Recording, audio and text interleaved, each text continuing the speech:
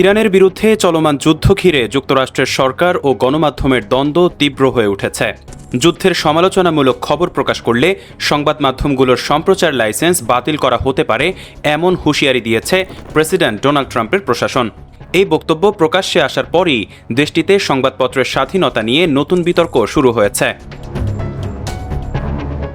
মার্কিন federal communication কমিশনের chairman Brendon কার সামাজিক যোগাযোগ মাধ্যমে দেওয়া এক পোস্টে বলেন, সম্প্রচারকারী প্রতিষ্ঠানগুলোকে অবশ্যই জনস্বার্থে কাজ করতে হবে, অন্যথায় ভুয়া খবর বা তথ্য বিকৃতির অভিযোগে তাদের লাইসেন্স হারানোর ঝুঁকি তৈরি হতে পারে।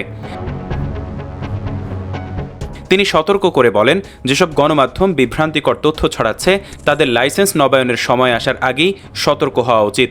এই মন্তব্যকে অনেকেই সংবাদ মাধ্যমের উপর চাপ প্রয়োগের ইঙ্গিত হিসেবে দেখছেন। রাজনীতিবিদ ও বাক স্বাধীনতা বিষয়ক সংগঠনগুলো বলছে, যুদ্ধের সমালোচনামূলক প্রতিবেদন বন্ধ করতে প্রশাসন রাষ্ট্রীয় ক্ষমতা ব্যবহার করছে। এ নিয়ে উদ্বেগ প্রকাশ করেছেন বাক স্বাধীনতা বিষয়ক সংগঠন foundation of individual rights and এক্সপ্রেশনের পরিচালক অ্যারন টের। তিনি বলেন, যুক্তরাষ্ট্রের সংবিধানের প্রথম সংশোধনী সরকারকে সংবাদ মাধ্যমের তথ্য প্রকাশে হস্তক্ষেপ করার সুযোগ দেয় না। যুদ্ধ নিয়ে সমালোচনামূলক খবর বন্ধের চেষ্টা সংবিধানের মূল চেতনার পরিপন্থী। এদিকে প্রেসিডেন্ট ট্রাম্প ও তার ঘনিষ্ঠ সহযোগীরা অভিযোগ করেছেন, কিছু গণমাধ্যম ইরান যুদ্ধ নিয়ে ইচ্ছাকৃতভাবে নেতিবাচক ও বিভ্রান্তিকর খবর প্রকাশ করছে। ট্রাম্প সামাজিক যোগাযোগ মাধ্যমে দাবি করেছেন, কিছু বাজে পত্রিকা এমনভাবে খবর দিচ্ছে যেন যুক্তরাষ্ট্র যুদ্ধে পরাজিত হচ্ছে। তবে জনমত ভিন্ন ইঙ্গিত দিচ্ছে।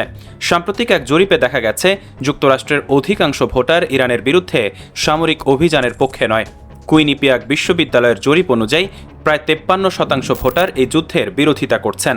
বিশ্লেষকদের মতে, যুদ্ধের বাস্তব পরিস্থিতি ও জনমতের চাপের মধ্যেই গণমাধ্যমকে দায়ী করে প্রশাসনের এমন বক্তব্য নতুন করে উদ্বেগ তৈরি করেছে। অনেকের আশঙ্কা, যুদ্ধের খবর নিয়ন্ত্রণের চেষ্টা যদি সত্যি বাস্তবে রূপ নেয়, তবে তা যুক্তরাষ্ট্রে সংবাদপত্রের স্বাধীনতার ইতিহাসে বড় ধরনের প্রশ্ন তৈরি করতে পারে। ডেস্ক নিউজ, অগ্রযাত্রা প্রতিদিন। অগ্রযাত্রা প্রতিদিন,